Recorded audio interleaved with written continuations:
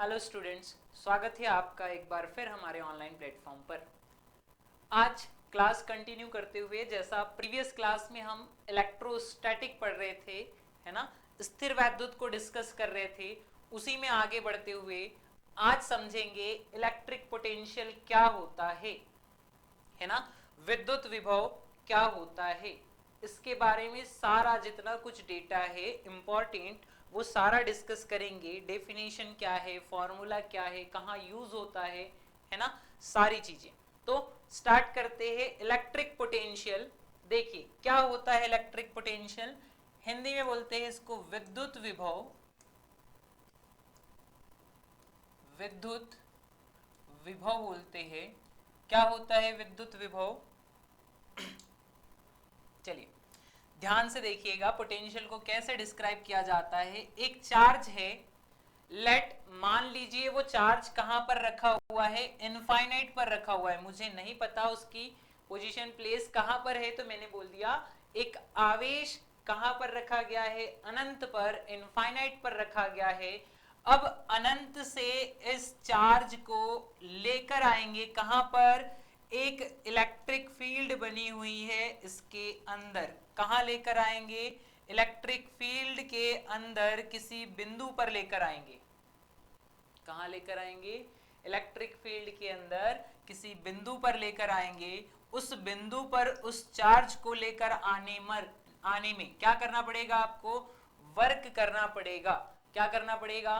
Work करना पड़ेगा, कार्य करना पड़ेगा। उसी कार्य को क्या बोला जाएगा? विभव। सिंपल सी भाषा में, अनंत से किसी एकांक आवेश को किसके अंदर? विद्युत क्षेत्र के अंदर, इलेक्ट्रिक फील्ड के अंदर लाने में जो वर्क करना पड़ता है, कार्य करना पड़ता है, उसी को बोला जाता है पोटेंशियल विभव, विद्युत विभव। जी हाँ, एक बार फिर रिपीट करता हूं। यूनिट चार्ज होगा, कहां पर रखा होगा? अनंत पर। तो इनफाइनाइट से यूनिट चार्ज को इलेक्ट्रिक फील्ड के अंदर किसी भी बिंदु पर लाने में जो वर्क करना पड़ता है, उसी को बोला जाता है इलेक्ट्रिक पोटेंशियल। जी हाँ, क्या हो जाएगा ये?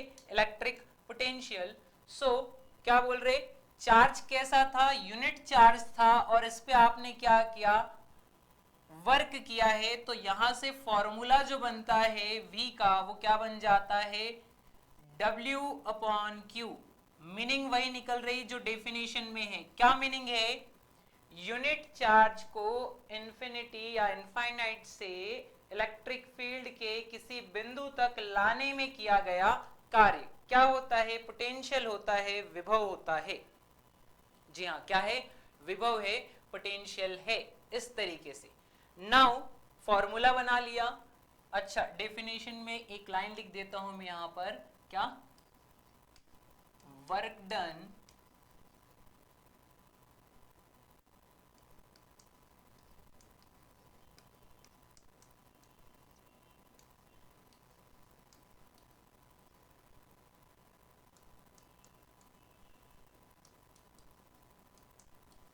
infinite to a point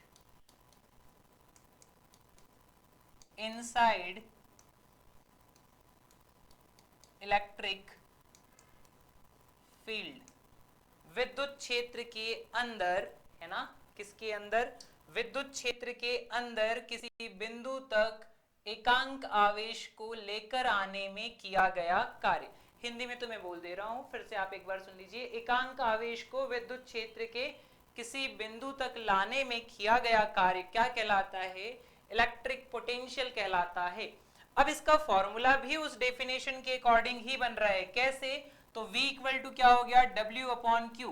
मतलब एक यूनिट चार्ज था जिस पर क्या किया है हमने? वर्क किया है। उसी वर्क को कैलकुलेट करेंगे तो क्या मिल जाएगा? उसी वर्क को कैलकुलेट करने पर पोटेंशियल मिल जाएगा। डन। अब क्या? जैसे फॉर्मूला आता है, इसकी क्या निकालनी पड़ेगी आपको? SI यूनिट निकालनी पड़ेगी। जी हाँ, क्या निकालना पड़ेगा? SI unit. तो इसकी SI यूनिट क्या हो जाएगी?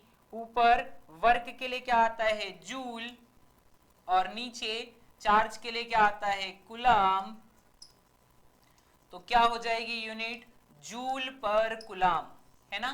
बट आप जानते हैं एसआई सिस्टम में तो जूल पर गुलाम हो रहा है, बट क्या है ये पोटेंशियल है। पोटेंशियल के लिए जो यूनिट यूज की जाती है, प्रैक्टिकल यूनिट, वो क्या है, वोल्ट है। और उसी का रिलेशन किसके साथ निकालेंगे हम, जूल गुलाम के साथ निकालेंगे। तो देखिए फॉर्मूला क्या आया मेरे पास, फॉर्मूला है V equal to W upon Q, unit charge पर किया गया वर्क है ना, इकाई आवेश पर किया गया कार्य क्या होता है, पोटेंशियल होता है। अब इसकी एसआई यूनिट क्या आ रही है, देखिए जरा, फॉर्मूला तो बना दिया। एसआई यूनिट ऊपर है जूल और नीचे है कौन, कुलाम। पर आप जानते हैं जूल कुलाम यूज नहीं किया जाता, तो इसी के इक्वल बोला जाएगा किसको, वोल्ट को। It means 1 volt equal to कितना हो जाएगा, 1 जूल पर कुलाम। कितना हो जाएगा, 1 जूल पर कुलाम। और ये एक रिलेशन भी बन जाएगा। कई बार क्या होता है, क्वेश्चन में पूछा जाता है which of the following statement is incorrect, या which of the following formula is incorrect. तो फॉर्मूला और यूनिट दोनों बैलेंस हो रही है, मतलब वोल्ट किसके इक्विवेलेंट आ रहा है, जूल पर कुलाम के इक्विवेलेंट आ रहा है। V किसके बराबर आ रहा है, W अपॉन Q के बराबर आ रहा है ना। तो इलेक्ट्रिक पोटेंशियल की जो यूनिट जनरली यूज होती है वो क्या है, वोल्ट, और वो किसके बराबर होता है, जूल और कुलाम के बराबर होता है। नाउ अगर आपको कौन सी यूनिट चाहिए होगी, सीजीएस यूनिट चाहिए होगी, तो फिर क्या रख दोगे वहां पे, स्टैटिक वोल्ट रख दोगे। जी हाँ, स्टैटिक वोल्ट आ जाएगी। सीजीएस यूनिट क्या आ जाएगी, सीजीएस यूनिट स्टैट वोल्ट, स्थैतिक वोल्ट आ जाएगी। क्या आ जाएगी, स्थैतिक वोल्ट आ जाएगी। या आप यहां लिख सकते हैं क्या, अर्ग पर ESU, है ना। ये दोनों यूनिट चलेगी, सीजीएस स्टैट वोल्ट भी बोल सकते हैं, या जूल की जगह अर्ग, कुलाम की जगह क्या आ जाएगी, इलेक्ट्रोस्टैटिक यूनिट। तो ये किसका कैलकुलेशन हो जाएगा, पोटेंशियल की यूनिट का कैलकुलेशन हो जाएगा। अब इसके बाद क्या पूछा जाएगा, अगला क्वेश्चन, इसकी डायमेंशंस। डायमेंशंस क्या है, इसकी विमाएं क्या है, तो आपको बताना होगा विमाएं क्या होगी। देखिए जरा, फॉर्मूले से ही निकालते हैं। क्या हो रहा है, V इक्वल टू W के लिए आपको याद होगा वर्क या एनर्जी की विमाएं कितनी होती है, mL2T-2, ये 11th में पढ़ा है आपने, ओके। डिवाइडेड बाय किसके लिए, चार्ज के लिए, ये तो अभी कैलकुलेट किया था प्रीवियस लेक्चर में हमने, 80, क्या आ जाएगा, 80 आ जाएगा। नाउ इन दोनों को ऊपर लेके जाइए, ऊपर लेके जाओगे तो mL2T ऊपर गया तो -2 पहले से था, एक और माइनस ऊपर चला जाएगा, -3, और A ऊपर गया तो क्या हो गया, A-1 हो गया, है ना। तो फाइनली आप देखिए डायमेंशन भी बन गई, इजी है एकदम, उतना ज्यादा टफ नहीं है। पोटेंशियल की डायमेंशन और पोटेंशियल की यूनिट दोनों चीजें कैलकुलेट कर ली है। एक और क्वेश्चन आता है कि ये जो इलेक्ट्रिक पोटेंशियल है, क्या इसके पास डायरेक्शन है, क्या इसके पास दिशा है, कैसे पता चलेगा कि ये किस डायरेक्शन में फ्लो हो रहा है ना। जैसे इलेक्ट्रॉन्स की बात करें, चार्ज की बात करें, तो चार्ज फ्लो होंगे, बिल्कुल फ्लो होंगे, है ना। जैसे यहां पर लेकर आ रहे थे इनफाइनाइट से, क्या कर रहे थे, एक चार्ज को उठाकर कहां लेकर आ रहे थे, इलेक्ट्रिक फील्ड में लेकर आ रहे थे। उस इलेक्ट्रिक फील्ड में लाने पर वर्क करना पड़ रहा था, तो उसकी वजह से क्या होगा, उस वर्क की वैल्यू आएगी, या तो वो एनर्जी के फॉर्म में भी हो सकता है ना, आप वर्क बोल रहे हो, वो एनर्जी के फॉर्म में भी हो सकता है। तो उसको ट्रांसफर करने पर वर्क करना पड़ रहा है, तो कहीं पर ज्यादा अमाउंट लगेगा वर्क का, कहीं पर कम अमाउंट लगेगा, उसके अकॉर्डिंग क्या होगा, वहां पर वोल्टेज कम और ज्यादा होगा। बट वर्क है, कार्य ही तो है, या ऊर्जा ही तो है, एनर्जी ही तो है। वर्क और एनर्जी में डायरेक्शन जैसा कुछ नहीं कि आप उसको इस डायरेक्शन से नहीं ला सकते थे, आप डायरेक्शन बदल कर ले आइए, दूसरी तरफ से ले आइए, डजंट मैटर, है ना। इसका कोई डायरेक्शन में कोई भी रोल नहीं है, वर्क का डायरेक्शन में कोई रोल नहीं।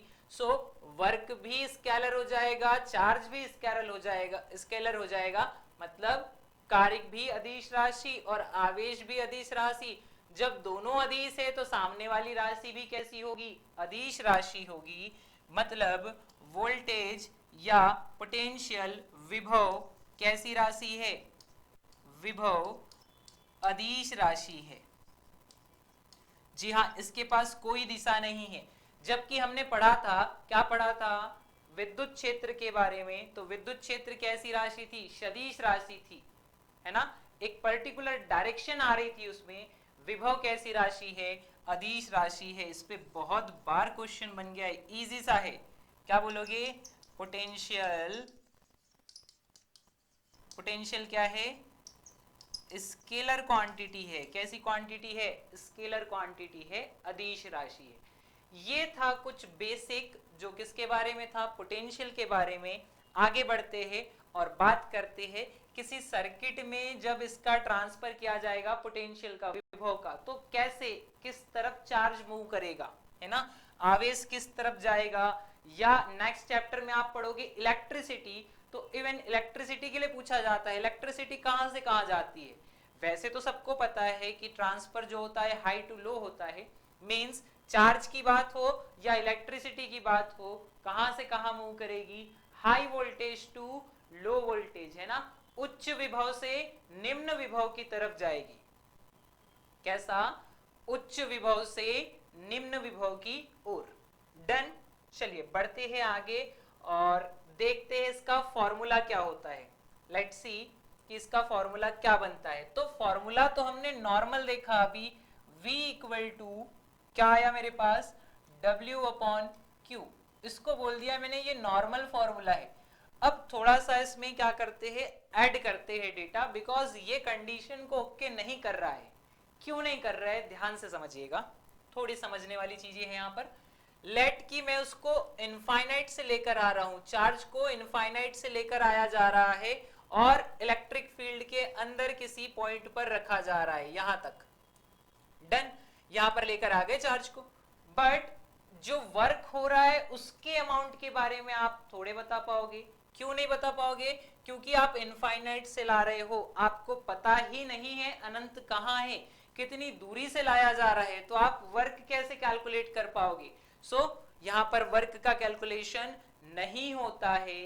इसीलिए ध्यान से सुनिएगा, इसीलिए किसी इलेक्ट्रिक फील्ड के अंदर, किसी विद्युत क्षेत्र के अंदर उस आवेश को एक स्थान से दूसरे स्थान ले जाया जाता है।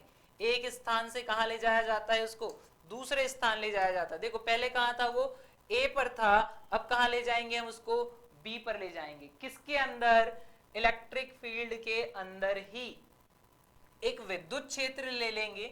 ऐसा क्यों करना पड़ रहा है, क्योंकि इनफाइनाइट कितनी दूर है मुझे नहीं पता।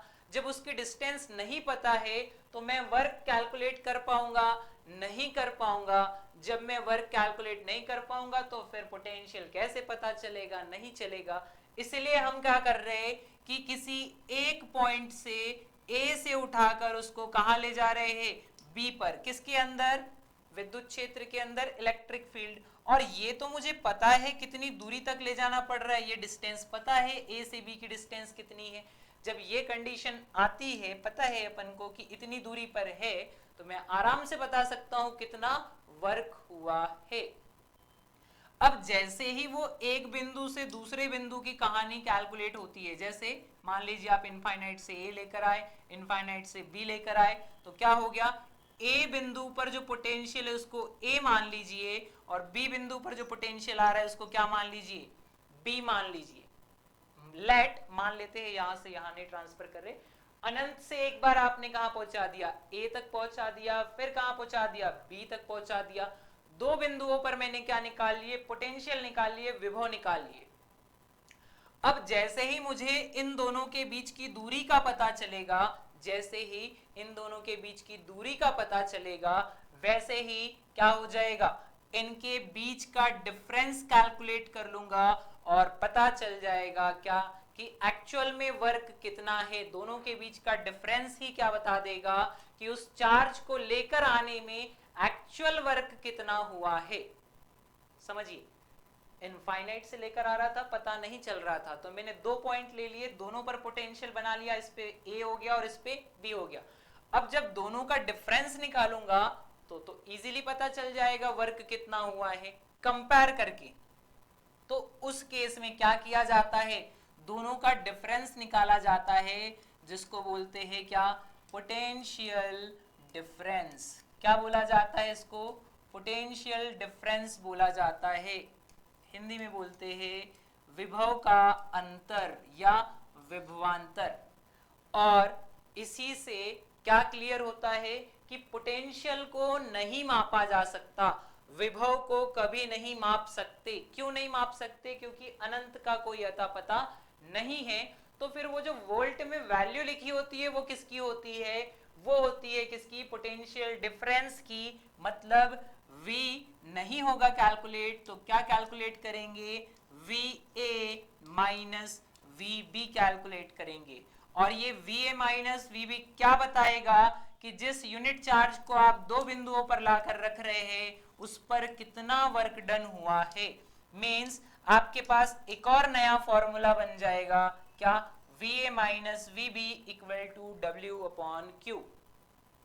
मैं पोटेंशियल कैलकुलेट नहीं कर पाया, विभव नहीं निकाल पाया, तो मैंने क्या कर लिया, उनका डिफरेंस निकाल लिया। 2 पॉइंट पर वोल्टेज कैलकुलेट किए और उनका डिफरेंस, तो ये डिफरेंस बता देगा कितना वर्क हुआ है। तो अब से आप पोटेंशियल नहीं, आप क्या कैलकुलेट कर रहे हैं, पोटेंशियल डिफरेंस कैलकुलेट कर रहे हैं। विभव को नहीं मापा जा सकता, याद रखिएगा। क्यों, क्योंकि वो अनंत से आवेश को लेकर आने वाली कहानी है। और आप जानते हैं इनफाइनाइट, अनंत मतलब अनडिफाइंड थिंग, जिसका कोई अंत और आरंभ नहीं दिख रहा होगा, उसी को बोलते हैं क्या, अनंत। मतलब कहां पर है, कोई डिसाइड नहीं। डन। तो ये था किसके बारे में, पोटेंशियल डिफरेंस के बारे में।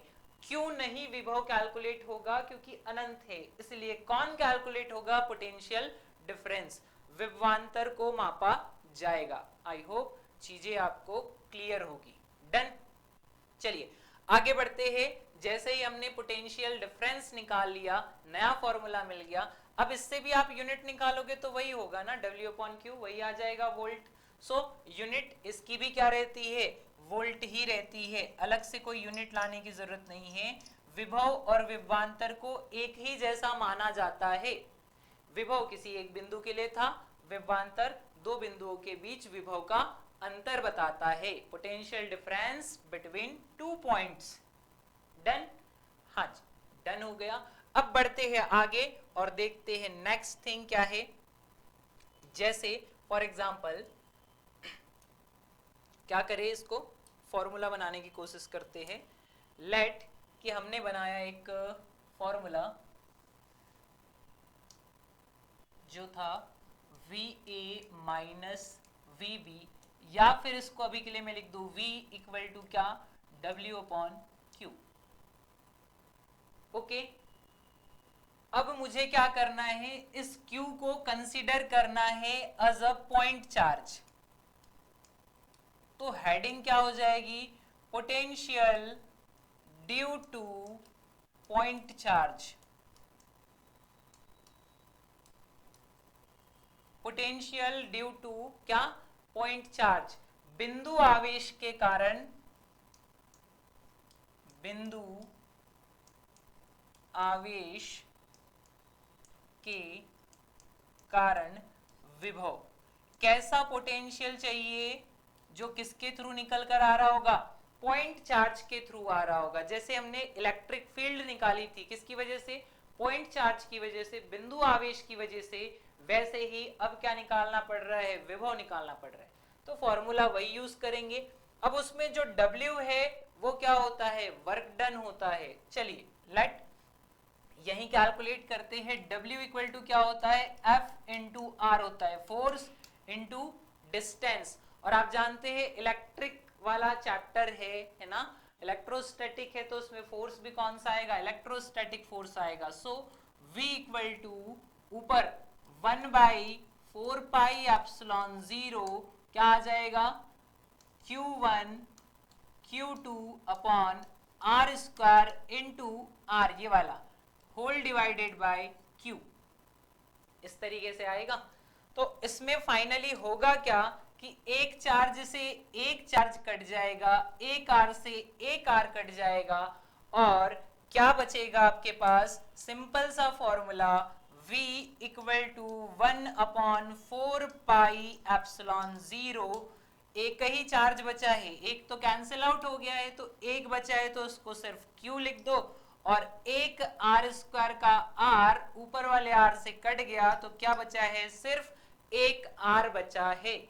इसी को बोलेंगे क्या, potential due to point charge. देखिए एक आवेश आ गया है और उसकी वजह से क्या बताया जा रहा है, विभव। आर आप जानते हैं क्या है, आर क्या है, उस बिंदु की दूरी है जिस पर विभव ज्ञात किया जा रहा है। ठीक है, क्या क्या है, आर उस बिंदु की दूरी है जिस पर विभव मापा जा रहा है। डन, आई होप यहां तक की चीजें क्लियर होगी। नाउ नेक्स्ट चलते हैं और देखते हैं कि डायपोल के लिए क्या हो रहा है, पोटेंशियल डायपोल के लिए क्या हो रहा है। जैसे इलेक्ट्रिक फील्ड में पॉइंट चार्ज के लिए भी निकाली थी, डायपोल के लिए भी निकाली थी, वैसे ही यहां पर भी डायपोल के लिए निकालना पड़ेगा पोटेंशियल। और आप जानते हैं डायपोल में दो कंडीशन होती है, एक्सियल, कौन सी स्थिति, अक्षीय स्थिति, और इक्वेटोरियल मतलब निरक्षीय स्थिति।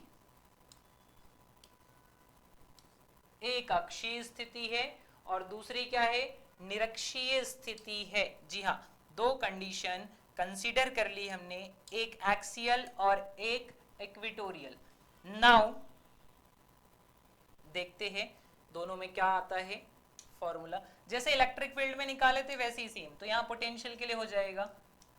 डायपोल तो वही है, कौन सा डायपोल, वही है P equal to Q into L।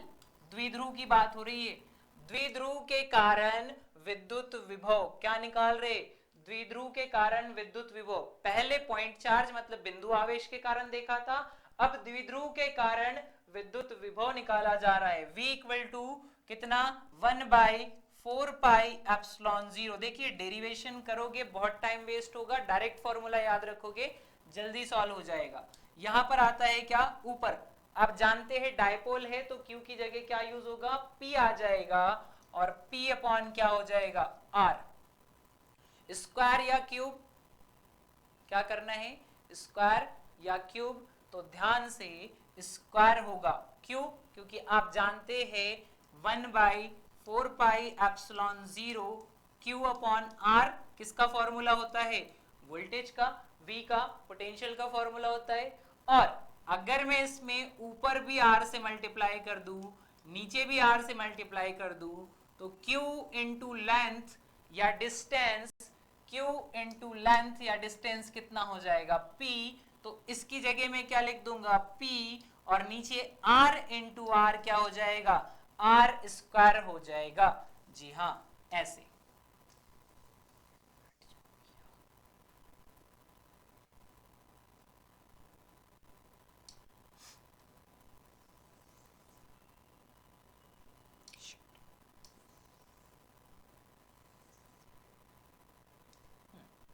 कोई नहीं, चलिए ये हो गया क्या, एक्सियल के लिए। और इक्वेटोरियल या निरक्षीय स्थिति में तो बहुत आसान है, इस केस में कोई पोटेंशियल बन ही नहीं पाता है। सिर्फ पोटेंशियल कहाँ जनरेट होता है, कहाँ क्रिएट होता है, जहां पर एक्सियल पोजीशन आएगी, अक्षीय स्थिति में ही विभव होता है। निरक्षीय स्थिति में सदैव हमेशा ऑलवेज पोटेंशियल कितना होगा, जीरो होगा। ओनली किस में आएगा, अक्षीय स्थिति में आएगा, एक्सियल पोजीशन में आएगा। तो ये जो दो फॉर्मूले हैं किसकी वजह से आते हैं, डायपोल की वजह से। एक बार फिर बोल रहा हूं, आर क्या है, आर उस डायपोल के केंद्र से उस बिंदु की दूरी है जिस पर विभव बताया जा रहा है। जी हाँ, आर क्या है, आर उस बिंदु की दूरी है, कहां से, डायपोल के केंद्र से। देखिए डायपोल ये होता है ना, लेट कि ये डाइपोल है, मान लीजिए ये प्लस चार्ज है और ये माइनस चार्ज है, ये डाइपोल है, तो इसका सेंटर होगा यहाँ पर। तो इस केंद्र से उस बिंदु की दूरी, लेट की ऑब्जर्वेशन पॉइंट कौन सा है आपका, P है, इस P बिंदु पर बताना था, तो इसकी डिस्टेंस कहलाती है क्या, R। केंद्र से है ना, दोनों के केंद्र केंद्र की दूरी, ठीक है। और वो R वैसे भी जब कूलाम का नियम स्टार्ट होता है तब से बताया जाता है कि केंद्र से दूरी लेना है आपको। कहां से दूरी लेना है, सेंटर से, केंद्र से दूरी लेना है। तो ये हो गए फॉर्मूले डाइपोल, डाइपोल के थ्रू, या इसके जस्ट पहले देखा हमने क्या, पॉइंट चार्ज के थ्रू। किसके फॉर्मूले, पोटेंशियल के, विभव के। डन क्या। एक फॉर्मूला मैंने देखा V equal to W upon Q, जिससे क्या नापा जा सकता है, पोटेंशियल। ट्राई किया तो पता चला इनफाइनाइट से चार्ज को लेके आ रहे हैं, इनफाइनाइट से चार्ज लेकर आ रहे हैं, इसलिए उसका कैलकुलेशन नहीं। तो मैंने 2 पॉइंट पर पोटेंशियल निकाला और उन दोनों का डिफरेंस कर लिया, तो क्या आ गया, विभवांतर आ गया, है ना, पोटेंशियल डिफरेंस आ गया। तो एक फॉर्मूला वो हो गया, W upon Q equal to potential difference. वहां से यूनिट डायमेंशन सारी चीजें मिल गई। उसके बाद पॉइंट चार्ज की वजह से देखा, तो पॉइंट चार्ज की वजह से V equal to 1/4πε0 Q upon R आ गया, तो पॉइंट चार्ज का भी मिल गया। उसके बाद फिर मैंने क्या कंसीडर किया, डाइपोल कंसीडर किया, और डाइपोल की वजह से दो केस में पोटेंशियल क्या होता है, एक्सियल कंडीशन में क्या आ जाएगा, potential P upon R square, और निरक्षीय स्थिति में, इक्वेटोरियल कंडीशन में V इक्वल टू ऑलवेज 0। अगर अक्ष पर उपस्थित है तो ही उसका विभव है, अदरवाइज इक्वेटोरियल पर कोई पोटेंशियल क्रिएट नहीं होता। जी हाँ, ये बिल्कुल आसान था। अब बढ़ते हैं अगले पॉइंट की तरफ और देखते हैं क्या है इक्विपोटेंशियल सरफेस।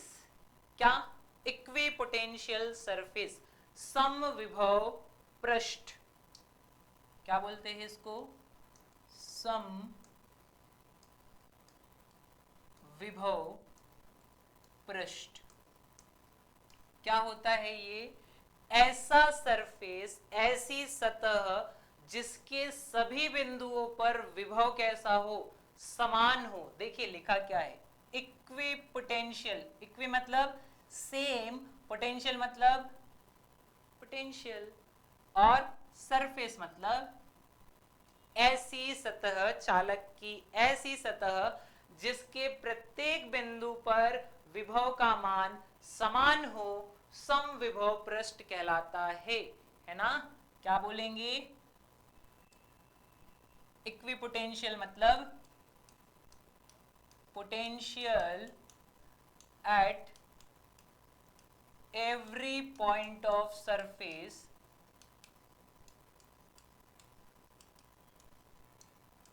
are equal या सेम, है ना। पृष्ठ के, पृष्ठ या सतह के सभी बिंदुओं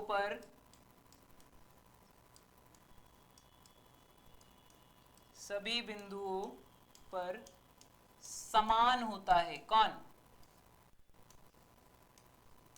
विभव, है ना। किसको बोलेंगे इक्विपोटेंशियल सरफेस, जिसके प्रत्येक बिंदु पर, पृष्ठ के सभी बिंदुओं पर विभव कैसा मिले, समान मिले, इसको क्या बोला जाएगा, इक्विपोटेंशियल सरफेस। लेट की आपके पास एक सरफेस है और उस सरफेस के हर एक पॉइंट पर पोटेंशियल कितना मिल रहा है आपको, V V V V, है ना। हर एक पॉइंट पर आप कहीं पर भी कैलकुलेट कर लीजिए, पोटेंशियल कितना मिलेगा आपको, एक जैसा ही मिलेगा। लाइक यहाँ 2 वोल्ट है तो हर एक पॉइंट पर 2 वोल्ट होगा, है ना। आप पूरे सरफेस के किसी भी पॉइंट को ले लीजिए, उस पर 2 वोल्ट ही मिलेगा, अगर किसी एक पॉइंट पर 2 है तो। डन। तो ऐसा पृष्ठ, ऐसी सतह जिसके हर एक बिंदु पर विभव कैसा होगा, समान होगा। अब ये तो ठीक है, इक्विपोटेंशियल सरफेस समझ में आ गया, बट इसका यूज क्या है और इसकी प्रॉपर्टीज क्या है, कि अगर कोई सरफेस इक्विपोटेंशियल हो गई, ऐसी कोई सतह बनी जिस पर विभव इक्वल हो, पोटेंशियल सेम हो, तो वहां होता क्या है, फिर कहानी क्या है वहां की, तो सुनिए इसके आगे की कहानी क्या है कि मान लीजिए आपके पास कोई सरफेस आ रही है जो इक्विपोटेंशियल सरफेस है, तो उसकी प्रॉपर्टी निकलती है कुछ। क्या प्रॉपर्टी निकलती है, जैसे हमने पिछले क्लास में पढ़ा था, इलेक्ट्रिक लाइंस ऑफ फोर्स, विद्युत बल रेखाओं के कुछ गुण होते हैं, ये सतह से किसी प्रकार से बाहर आती है, पैरेलल होती है, परपेंडिकुलर होती है, काटती नहीं है, ये सारी प्रॉपर्टीज पढ़ी थी। वैसे ही आपको इस सतह के बारे में, पृष्ठ के बारे में भी क्या होना चाहिए, पता होना चाहिए। सो देखिए क्या है, एक तो पोटेंशियल सेम है तो याद रखिएगा जब विभव समान है, लेट में 2 पॉइंट कंसीडर करता हूं, एक यहां पर और एक यहां पर, ये 2 पॉइंट लिए मैंने, एक ले लिया A और एक ले लिया क्या B, क्या ले लिया, एक A और एक B ले लिया। अब A से पोटेंशियल कितना है, यहां पर लेट की पोटेंशियल V है, यहां पर भी पोटेंशियल कितना है, V है, दोनों जगह पोटेंशियल V और V है। तो मैं जब एक चार्ज को यहां से यहां तक ले जाऊंगा तो क्या कहानी बनेगी, बताएगा कोई, क्या कहानी बनेगी, कि आपको कोई वर्क करना ही नहीं पड़ेगा। क्यों, क्योंकि वर्क तभी होगा जब पोटेंशियल डिफरेंस होगा। अगर इसका भी वोल्टेज V है और दूसरे का वोल्टेज भी V है, दोनों में कोई पोटेंशियल डिफरेंस नहीं, तो वर्क कैसे आएगा, हाउ, जैसे फॉर्मूला लिखा था हमने, VA minus VB equal to W upon Q। तो बताइए जरा, A का पोटेंशियल कितना है V, B का पोटेंशियल कितना है V, सेम रखना है ना, लिखा है समान विभव। जब दोनों के पोटेंशियल सेम हो जाएंगे तो क्या होगा, देखते हैं, V में से V गया 0 equal to W upon Q, और Q इधर गया तो W इक्वल टू 0। क्या आ गया, W equal to 0, it means there is no work done, है ना, कोई भी कार्य नहीं होगा। कब, एक बिंदु से दूसरे बिंदु तक आवेश को ले जाने में कोई कार्य नहीं करना पड़ेगा। जी हाँ, जब कोई वर्क नहीं होगा, तो वर्क नहीं है तो हम डायरेक्ट बोल सकते हैं, देखिए तो 11th में पढ़ते हैं आप लोग, है ना, फिर भी स्टेटमेंट को याद रख लीजिएगा कि ऐसा सिस्टम जिस पर कोई वर्क डन नहीं हो रहा है, कोई कार्य नहीं हो रहा है, उसकी काइनेटिक एनर्जी में कभी चेंज नहीं आएंगे। जैसे काइनेटिक एनर्जी क्या होती है, गतिज ऊर्जा क्या होती है, जब कोई वस्तु गति करती है तो उसमें निहित ऊर्जा, उसकी गति बदलेगी तो उसकी ऊर्जा बदलेगी। बट आप सोचिए कि जब उस सिस्टम पर कोई वर्क होगा नहीं तो उसका मोशन कैसे बदलेगा, और मोशन नहीं बदलेगा तो उसकी काइनेटिक एनर्जी बिल्कुल भी नहीं बदलेगी। मींस इस कहानी से, सेम पोटेंशियल से मेरे पास 2 कंक्लूजन निकल कर आ रहे हैं। पहला कंक्लूजन क्या है कि there is no work done on equipotential surface, it means समविभव पृष्ठ पर कोई कार्य नहीं किया जाता, या समविभव पृष्ठ पर किया गया कार्य कैसा होगा, शून्य होगा। अगर कार्य शून्य है, वर्क डन 0 है, तो फिर सीधा बोल सकते हैं there is no change in kinetic energy, means गतिज ऊर्जा में कोई परिवर्तन नहीं होंगे। सो इसके 2 पॉइंट जो मोस्ट इंपॉर्टेंट है, जिन पर क्वेश्चन बनते हैं, क्या है, समविभव पृष्ठ पर आवेश को एक स्थान से दूसरे स्थान या एक बिंदु से दूसरे बिंदु तक ले जाने में कोई कार्य नहीं करना पड़ता है। दूसरा क्या बोला, जब कोई वर्क डन नहीं होगा, कोई कार्य नहीं किया जाएगा, उस केस में क्या बोलेंगे हम, काइनेटिक एनर्जी में, गतिज ऊर्जा में कोई परिवर्तन नहीं होगा। जी हाँ, मींस इसके लिए del kinetic energy equal to भी क्या आ जाएगा, 0 आ जाएगा। ओके, तो एक तो बता दिया कोई वर्क नहीं करना पड़ेगा, वर्क नहीं करेंगे तो काइनेटिक एनर्जी में भी कोई परिवर्तन नहीं होगा। डन। अब एक और पॉइंट याद रखना है कि ये एक प्रकार का कंडक्टर ही तो बन रहा है, तो इससे जो इलेक्ट्रिक लाइंस ऑफ फोर्सेस से विद्युत बल रेखाएं कैसे निकलेगी, तो 90 डिग्री का एंगल बनाते हुए निकलती है ना। समविभव पृष्ठ से कितना कोण बनाते हुए बाहर निकलती है, 90 डिग्री का लंबवत बाहर निकलती है, 90 डिग्री का कोण बनाते हुए। डन। जी हाँ, इतने पॉइंट्स हो गए। और फिर आप बोल सकते हैं कि अगर दो पृष्ठ है, दो सरफेस है, कैसी, दो सरफेस है, दो सतह है आपके पास इक्विपोटेंशियल, तो वो एक दूसरे को कभी नहीं काटेगी, है ना। कैसी रहेगी, एक दूसरे के हमेशा पैरेलल ही रहेगी। कैसी रहेगी, पैरेलल ही रहेगी, समांतर ही रहेगी। डन।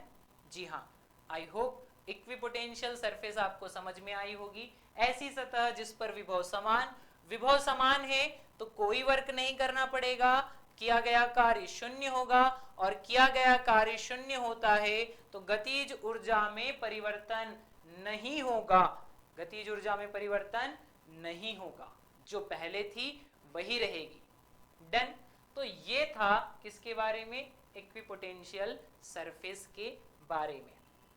चलिए आगे बढ़ते हैं, और बहुत इंपॉर्टेंट सा रिलेशन है एक, उसको पढ़ते हैं। क्या, relationship between electric field and potential. Relationship between electric field and potential. जी हाँ, विद्युत क्षेत्र किसमें,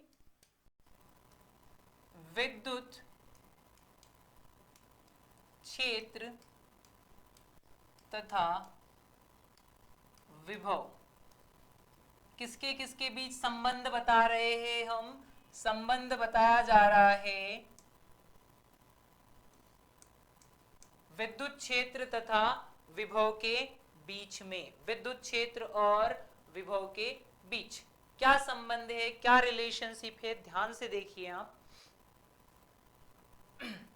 क्या होता है, इसको बोला जाता है कि विद्युत क्षेत्र की जो तीव्रता होती है वो पोटेंशियल ग्रेडियंट के नेगेटिव के इक्वल होती है ना, नेगेटिव ग्रेडियंट ऑफ पोटेंशियल। या पहले मैं आपको थोड़ा सा फॉर्मेशन बता देता हूं, उसके बाद फिर इस पर आते। तो देखिए जरा, E का फॉर्मूला क्या होता है, ऐसा फॉर्मेशन नहीं है बट आप कंपेयर करके निकाल सकते हैं easily relation. E equal to होता है 1/4 पाई एप्सिलॉन 0, पॉइंट चार्ज के हिसाब से निकाल रहे हैं, क्या होता है Q अपॉन R स्क्वायर होता है। Done, Q upon R square. अभी पोटेंशियल पॉइंट चार्ज की वजह से कितना होता है, 1/4 pi epsilon 0 Q upon R। अब अगर मैं इसमें से एक R सेपरेट कर देता हूं, क्या कर देता हूं, एक R सेपरेट कर देता हूं, तो कितना बनेगा ये वाला फॉर्मूला, ये वाला फॉर्मूला बनेगा E equal to 1/4 pi epsilon 0, क्या हो जाएगा, Q upon R into 1 upon R। दोनों R को अलग अलग लिख दिया। अब इस पूरी वैल्यू की जगह इससे V लिख सकता हूं क्या, बिल्कुल V लिखा जा सकता है। तो E इक्वल टू क्या हो जाएगा, V और डिवाइड में कौन है, R। तो आप ऐसे डायरेक्ट भी निकाल सकते हैं, E equal to V upon R, but ऐसा बोलना ठीक नहीं रहता है। जो रिलेशनशिप है उसको फॉलो करना पड़ेगा। और वो रिलेशनशिप का स्टेटमेंट क्या बोलता है कि जो इंटेंसिटी ऑफ इलेक्ट्रिक फील्ड होती है, विद्युत क्षेत्र की तीव्रता होती है, वो पोटेंशियल के नेगेटिव ग्रेडियंट के बराबर होती है। क्या होती है, पोटेंशियल के नेगेटिव ग्रेडियंट के बराबर होती है। तो फिर ये अपने किसी काम का नहीं, किसी काम का नहीं। हालांकि इन दोनों का यूज करके आपने ये तो निकाल लिया है कि ऊपर पोटेंशियल आएगा और नीचे डिस्टेंस आएगी, बट हाउ, तो इसके लिए स्टेटमेंट याद रखिएगा। क्या, E मतलब इंटेंसिटी ऑफ इलेक्ट्रिक फील्ड, विद्युत क्षेत्र की तीव्रता किसके बराबर होती है, इज इक्वल टू किसके बराबर, नेगेटिव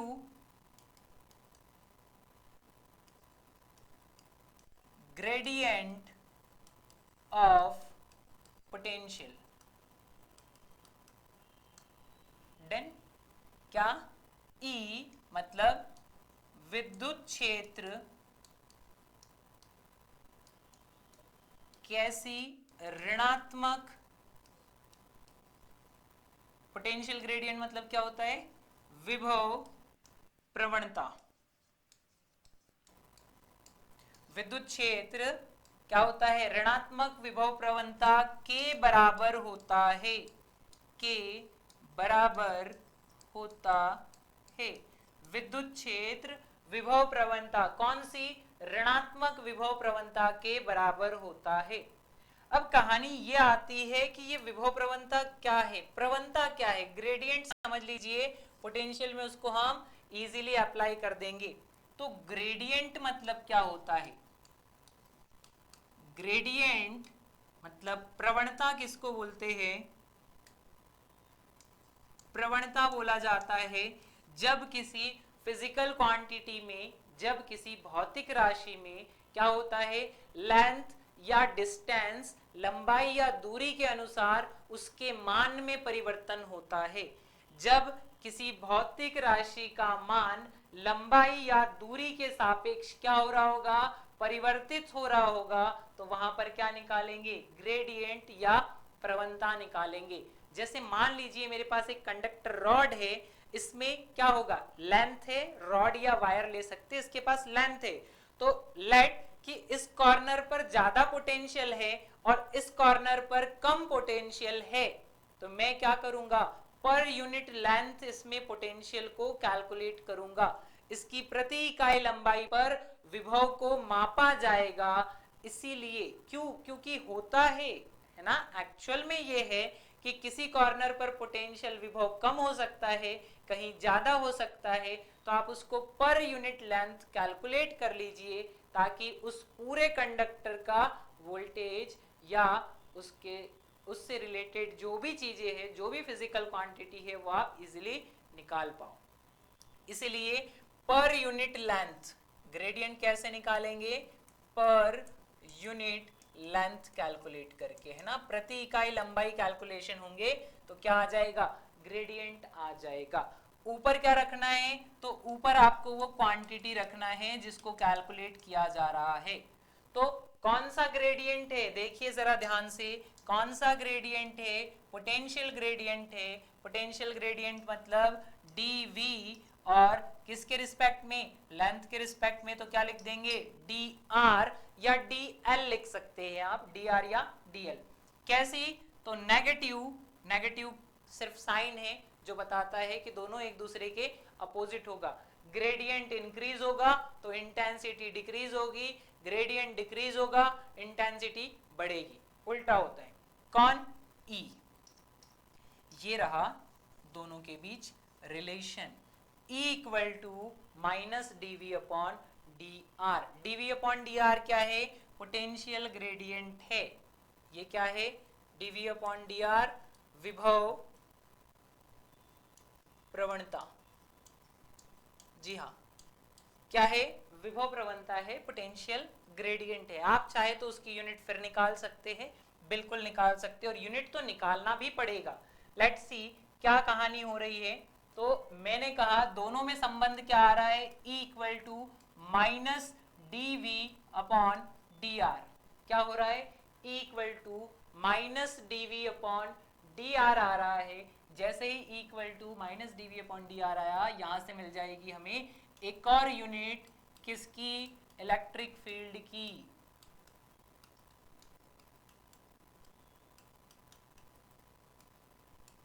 विद्युत क्षेत्र की इकाई मिल रही है और ये बहुत यूज होती है।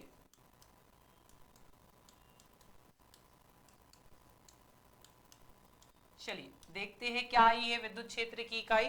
तो देखेंगे V फॉर क्या होता है, वोल्ट, और लेंथ के लिए क्या आता है, मीटर।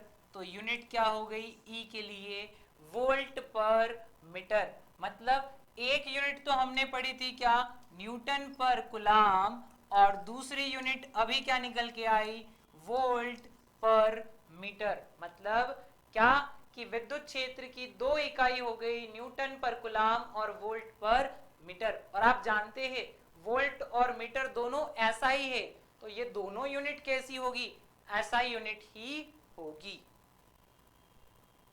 डन, जी हाँ, बहुत आसान है। पोटेंशियल ग्रेडियंट तो आसान था, अगर आपको ये निकालना भी हो तो दिख ही रहा है, क्या हो जाएगी, वोल्ट पर मीटर। इसके बारे में भी वही सेम केस हो जाएगा, वोल्ट पर मीटर। वही डायमेंशन आ जाएगी जो ई की होती है, तो ई के बराबर है तो ई के बराबर ही आनी चाहिए।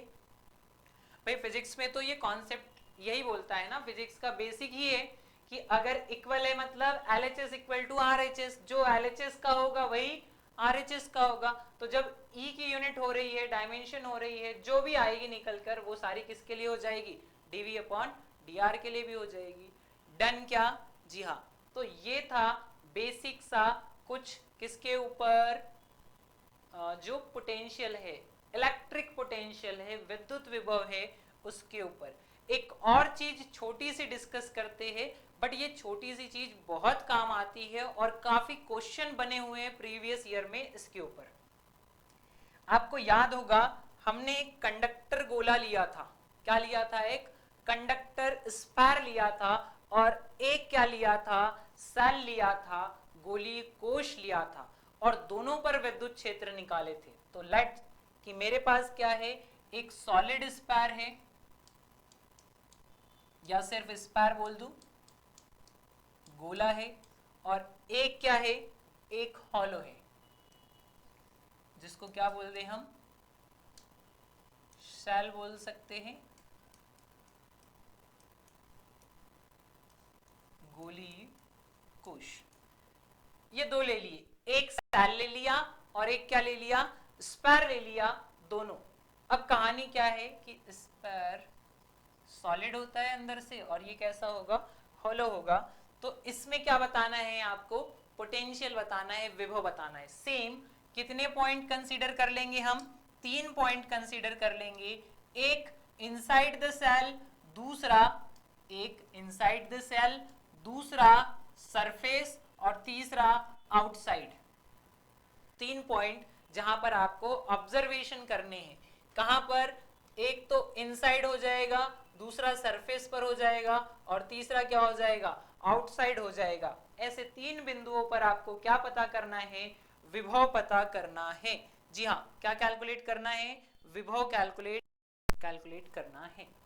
सो फर्स्ट पॉइंट कहां पर ले लेंगे, आउटसाइड द सेल, यहां की बात हो रही ना, P1 की बात हो रही, फिर P2 देखेंगे और फिर P3 निकालेंगे।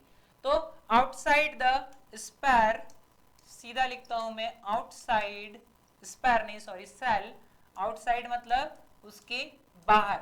तो सिंपल फॉर्मूला हो जाएगा V equal to 1/4 pi epsilon 0 into Q upon क्या आएगा बताइए, स्मॉल r।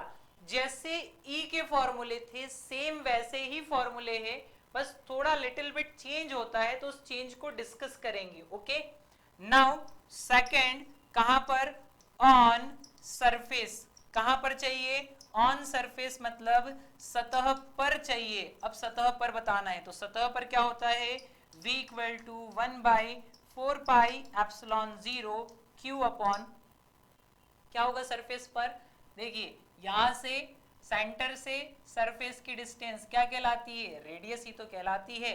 तो स्मॉल r किसके बराबर हो जाएगा, सरफेस के लिए स्मॉल r कैपिटल r, दोनों बराबर। तो यहाँ पर कौन आ जाएगा, उस सरफेस की या सतह की क्या आ जाएगी, त्रिज्या आ जाएगी। डन, जी हाँ। अब एक और केस देखा था हमने, कहां पर होता है वो केस, थर्ड वन ये काम का है, इस पे थोड़ा सा ध्यान दीजिएगा। इनसाइड, इनसाइड बहुत इंपॉर्टेंट है, सेल के अंदर, आप जानते हैं सेल के अंदर इंटेंसिटी ऑफ इलेक्ट्रिक फील्ड, विद्युत क्षेत्र की तीव्रता क्या हो गई थी, 0 हो गई थी। अब किसकी बारी है, अब पोटेंशियल की बारी है। क्या बताया जा रहा है, वोल्टेज बताया जा रहा है, पोटेंशियल। तो पोटेंशियल अंदर की तरफ कितना होता है, कांस्टेंट होता है। किसी भी बिंदु पर आप निकाल लीजिए, सेल के अंदर किसी भी बिंदु पर आप निकाल लीजिए, है ना।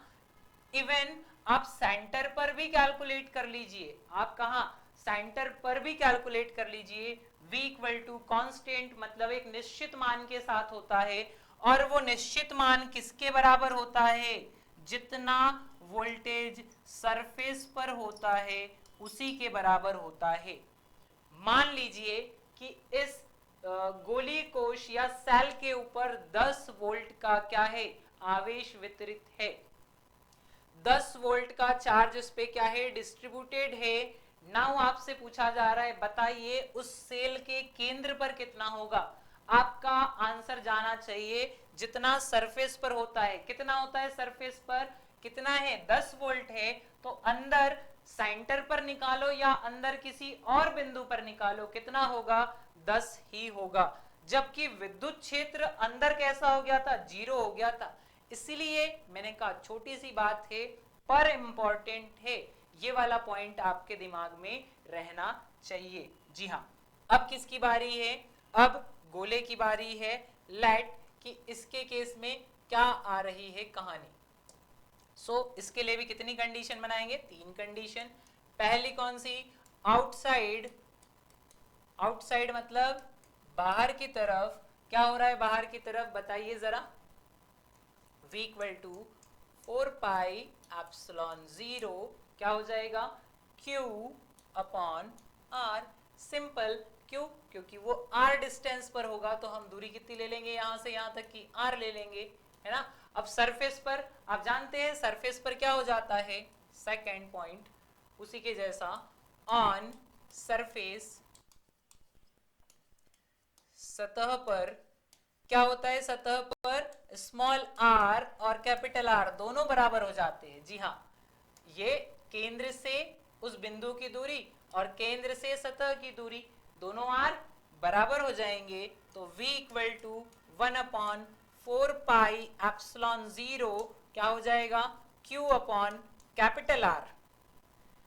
चलिए आप स्मॉल r मान लीजिए, बट स्मॉल r भी कैसे पता चलेगा, सरफेस तक के पहुंचना तो पड़ेगा, और सेंटर से सरफेस की डिस्टेंस ही क्या कहलाती है, त्रिज्या कहलाती है।